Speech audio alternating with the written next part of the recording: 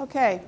Well, I think Judy did an excellent job earlier talking about social systems. Everybody kind of agree with that? Yeah, I think she did a very, very good job. So today I'm going to talk about really the tools of creating some systems for us. So we really want to look at systems are really vital. They're really vital because they separate the very successful from the maybe just successful or not so successful people. So the very successful, those are the ones that have systems in place. And then systems also increase speed. They allow us to do things in a much smaller point of time than without them. It allows us to be scalable. And then also, without systems, you cannot grow a business. So it really is about growth. So why do we really need systems? So everybody in their handout has a second to third page handout that looks like this. Okay? Everybody ready for math? It's our specialty. Okay, so I want everybody to find, and has everybody got a pen? I want everybody to find the numeral 1 and just put your pen there. Is it better if it's the one with this? Yes, it's the one without, yeah, one that looks like this, okay? And when I say go, I want you to circle numeral 1, then number 2, number 3, and so on, okay, in order, all right? Go. Stop. So anybody get 10? Okay. 15? You're our hero, buddy. 15? Okay, so it's 10. All right, so now I want you to go to the second page. And you will know that you'll know where the first 10 numbers are because you've already done them. But again, put your pin at the numeral 1. But I want to tell you a little technique that numeral 1 is in this quadrant, 2 is in this quadrant, 3 is here, and 4 is here, so on. Okay, so when you're ready, go. Stop. Anybody double? Yeah, a lot of you. Okay, so why? Why was it any different the second time than the first? Except you knew where the first couple numbers were. What else was there? I gave you a system. I gave you a process. We knew the next place to go, and everybody could go the same way, right? Now, it's still, thought process might be a little bit different, but it allows us to realize how important, if we really want something to work, and think about everything that you do on a daily basis that works for you, it's about having a system. As simple as driving our cars, that we get here before we even know we're here, or we forget everything in between. But when we're learning to drive, we have to learn how to check the mirror, put in, the key in the ignition, do all those things, and then it becomes a habit. So systems are all about basically making us do things to accomplish the things we really want to accomplish with great results. So there are 2 companies that I think of, but who is one of the biggest companies that creates a system that we all are affected by every day? Google. IBM. Think about Microsoft. Okay, think about something that is, you could go any place, any city in the United States and be able to walk into that establishment and probably get the same item. McDonald's, post office, Starbucks, all of those. And what do they all have in common? Same menu. The same menu. But not only do they have the same menu, they have a system and a process to create that product. So you can go into any McDonald's and buy a Big Mac, and 99% of the time it's going to be exactly the same thing. And they are they have revolutionized fast food, because of having systems. And that's how franchises are created, because there's systems in place. And that's what creates that. So if you ever consider selling your business, you need to have systems in place. It's really what it is about, is having those systems that you can be able to sell a business. It helps you build an asset. So your systems are an asset of your business. It's just not about helping us do things better, but it makes our business a lot more valuable. It makes your job a whole lot more valuable. It allows us to be able to replicate. You might want to expand. You might want to do another location. How can you do that easily? With what? Systems, right. So, and then the consistency, again, as we just talked, Starbucks, all of those type things, we get the same product, the customer service. Now, we then have personal and the people part of that enters into that customer service. But on the product level, our customer service should be the same if we're following the system. So it then also reduces labor cost, because when we can teach someone else, train someone else, they can do it again faster, easier. It can be created as a habit. When we do something one way, and then do it the next time a different way, and then the next time we think, oh, well, which way, I'll do it half and half. But by doing it the same way all the time, that's where the repetition comes in. And the consistency will save us a lot of money and a lot of time, effort, and energy. The why of our systems are just really, really important for us to think about. So the biggest bottleneck that we have in our company. Does anybody want to give me what we think the biggest bottleneck in your company is? Who? You. And usually it is the business owner that's the biggest bottleneck, or the manager who is the biggest bottleneck. So the goal for us is to look at that bottleneck and to eliminate it. So who and what is a bottleneck? Generally, it's the manager. Generally, it's a supervisor. Generally, in a small business, it is the business owner. We are the bottleneck because we're trying to do it all. We're trying to do everything. We're trying to make sure, as Judy said, do it my way or not, and we are the one that stifle things a whole lot. And I work with people about their natural productivity style, so to make people really look at that and work, and they can perform a lot better if they're working in their natural style versus my style versus maybe, I know Bill and I are too much alike, but maybe Judy and I. If I tried to do it the way she did it or she tried to do it the way I did it, it probably is not going to work quite as well. So it really is important that we give everybody the system and then we teach them how to use it and then allow them to adapt their way of doing things. And then the business you can't run a business if you're the bottleneck. I mean, you can't leave. You have to be there. No vacations, can't get sick, We wound up, so creating systems is so important for you to allow yourself to be able for that business to run for you. Just like Bill talked about earlier, the E-Myth. It's about having a system so that you are not the business. You're the innovator. You're the manager. You're the one that's got, the salesperson. You're the one that's going to be the creator. But we don't want to be the bottleneck. So the biggest reasons why systems are overlooked, because they're looked at as being costly.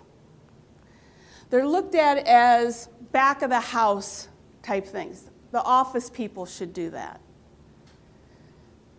They're looked at as maybe being boring. Who wants to create a system? Who wants to type that up? Who wants to, be part of that?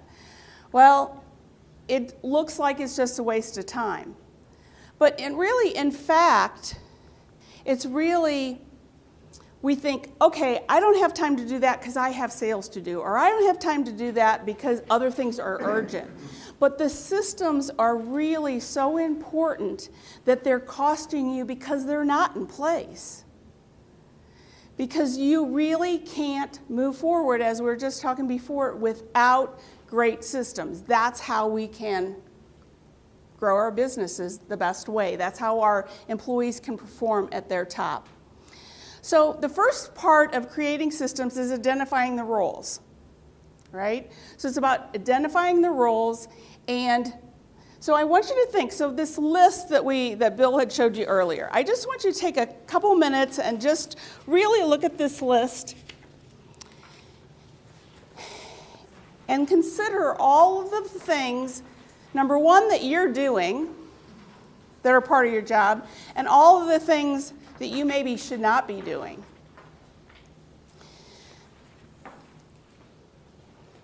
And for those of us who are small business owners, we're probably doing a whole lot more of the ones that we should not be doing than probably the ones that we should. And if you come across one where you think, really I need to outsource that, or I need to turn that over to somebody else, maybe put an X on it and it'll remind you later you can start. And so yeah, that's one that I need to give up. As Bill was talking about before, it's a lot of what we're not going to do as much as what we need to do is really important. You can finish up going through it a little bit later, but I wanted you to get a feel of all of those things that, especially if you are in a small business, that we have to do on, not on a daily basis, but that have to get done, and who's going to do it. So the key to identifying roles is to look at where your business is now and where do you want it to be in 5 years. Is it twice as big? Is it 5 times as big? 10 times as big? And that's where you want to start creating your roles from. So if your business was 10 times bigger than it is right now, what roles? And it's not about who's going to do it. It's just what are all the roles? And there's a whole list to get you started. But to think about all the roles that need to happen. That's the key to starting off with creating systems. The next is to define the tasks. So we take the role, and then what tasks are created for that role that takes to create and complete that role. So once you start figuring that out, you're going to figure out who, but when does somebody need to do it? Who needs to do it? How do they need to do it? What needs to happen? What is the outcome? And you really want to drill it down and not just up here on this, upper level. You really want to drill down into the little task. So when I do time management and productivity training, I always talk about what I call the DNA of productivity, which is decision, next action. So it's really about knowing what our next action is. So if you take a project and you start breaking it down and looking at it, because we'll put a project or we'll put a task on our to-do list and we'll write the end result. I need to create a budget. I need to work on my website. I need to do my marketing plan. But that can be, the word that you use, daunting at times, to think, I need 3 or 4 hours. I need 2 days to complete this. But when we break it down and we say, what's the next action I need to do? Sometimes that's only 5 minutes, 10 minutes. It might be a half an hour. But that's much easier to put on our list, get it done, than looking at the big item. So defining those tasks, because those tasks are then going to allow you then to create your procedures from those tasks. So a great way, you then need to document it in some way. And they call it a, standard operating procedures, but I like to call it success operating processes because that's what it is. That's how we get successful, is when we're documenting. So, who it is, what's the purpose, and if anybody wants this form, just email me and I'll feel free to get it. What is the procedure? Who's responsible? Is there any checks and balances? And then any resources you need. So, purpose. So what is the purpose? What is the procedure? whose responsibility, and then are there any resources that are needed for that task role that we need to do? Were you going to ask a question? Were you going to? Oh, okay.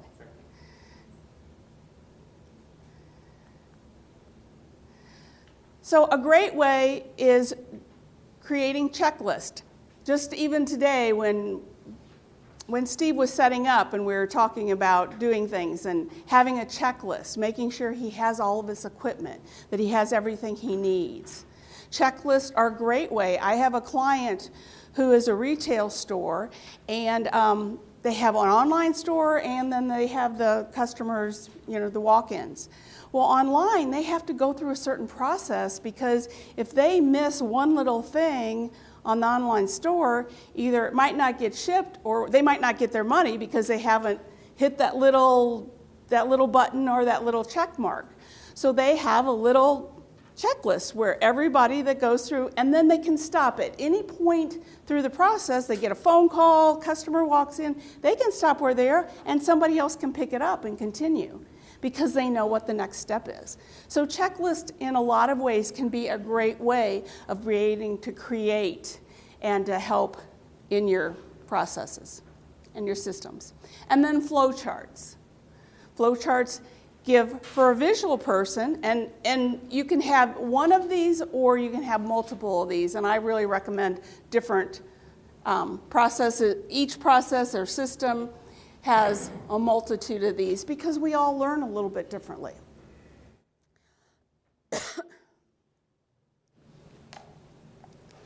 Can you email us this as well?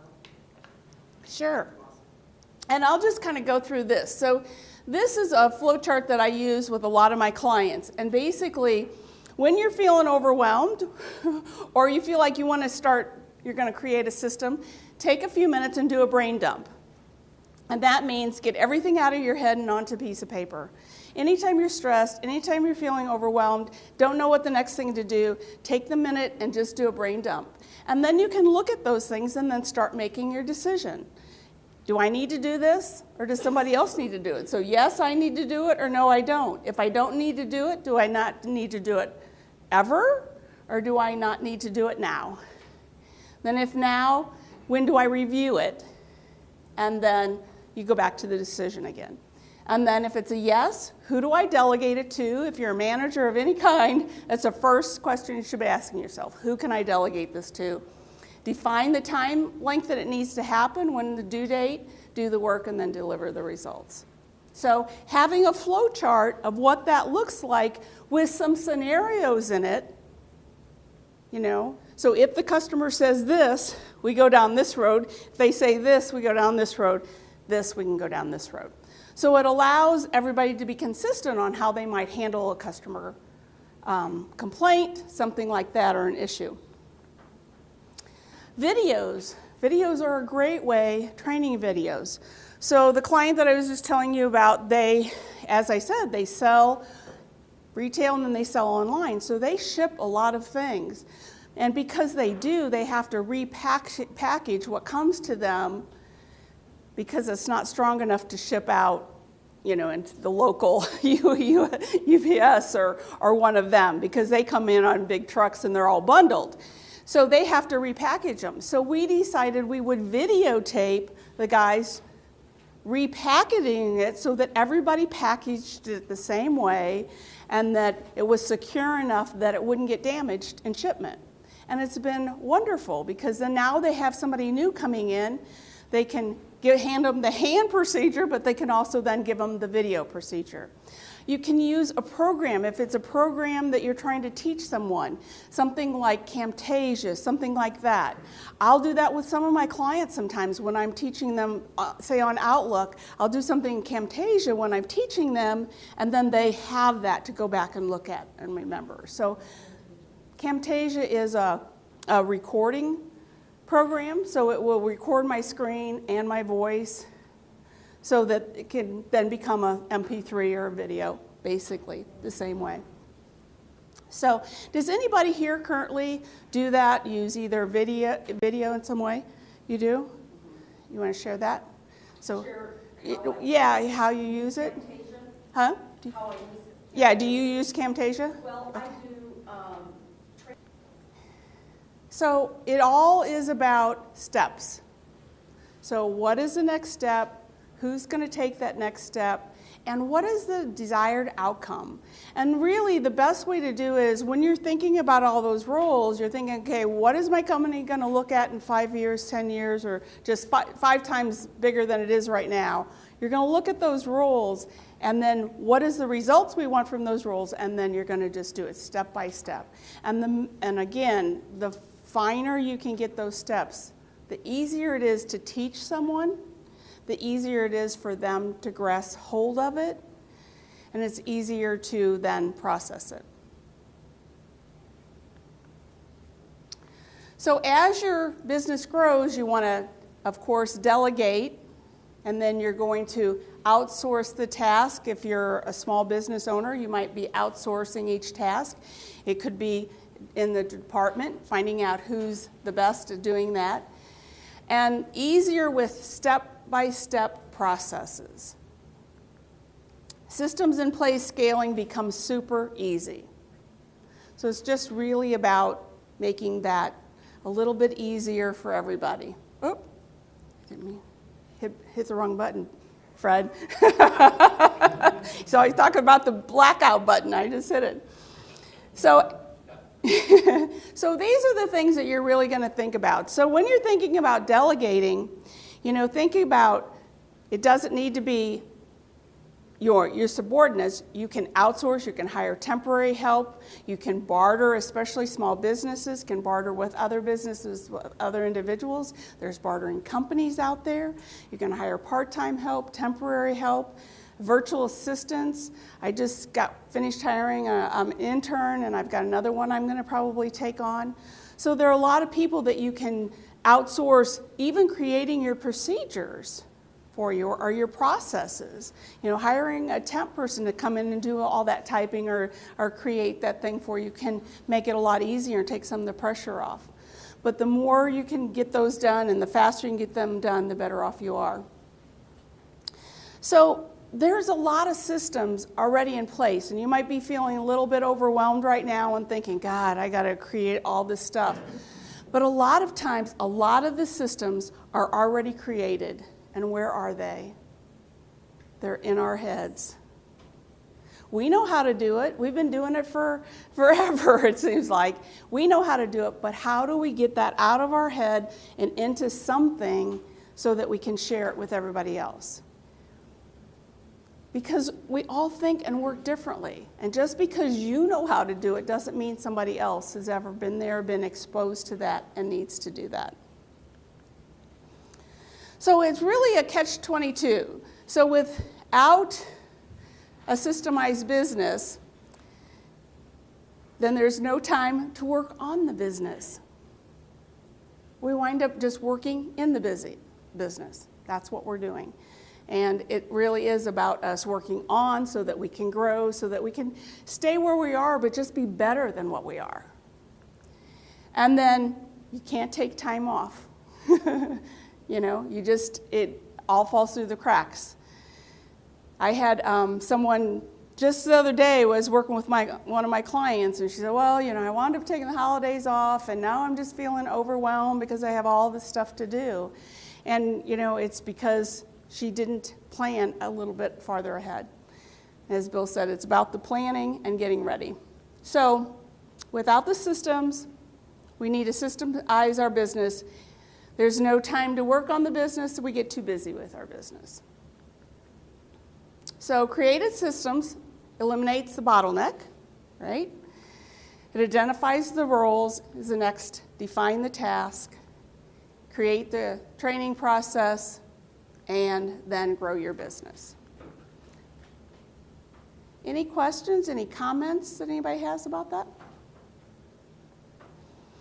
How many feel like they have all the systems in place that they need? Okay, so I'm going to turn it over to Bill, and we're going to talk a little bit further.